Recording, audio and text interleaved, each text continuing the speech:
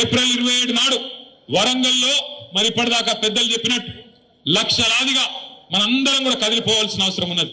మీకు నియోజకవర్గాల వారీగా పరిశీలకులు, అబ్జర్వర్లు స్టేట్ పార్టీ నుంచి వస్తారు.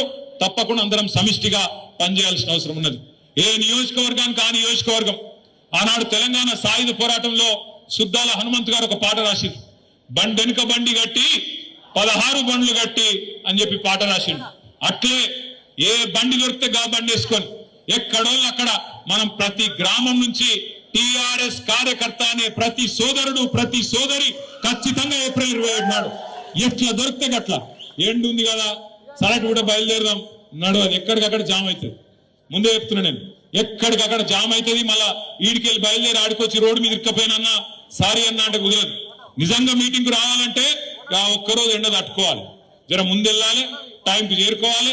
ఖచ్చితంగా కార్యక్రమం దేశం మొత్తం నివ్వెరపోయే విధంగా లక్షలాది మందితోని మన పార్టీ పని అయిపోయిందని మాట్లాడే సన్నాసుల నోర్లు మూతపడే విధంగా అద్భుతంగా కార్యక్రమాన్ని విజయవంతం చేసుకుందాం. ప్రతి నియోజకవర్గానికి పార్టీ నుంచి, రాష్ట్ర పార్టీ నుంచి మీకు పరిశీలకులు వస్తారు, సమన్వయకర్తలు వస్తారు. ఏ నియోజకవర్గం యొక్క టార్గెట్ ఏంది, ఎట్లెట్లా బండ్లు ఇంతజాం చేసుకోవాలి, ఏం చేసుకోవాలి, ఇవన్నీ కూడా మీకు చెప్పడం జరుగుతుంది. ఇవాళ కేవలం ముఖ్యులతోని 4 మాటలు పంచుకుందామన్న ఉద్దేశంతో ఇక్కడికి వచ్చినాం.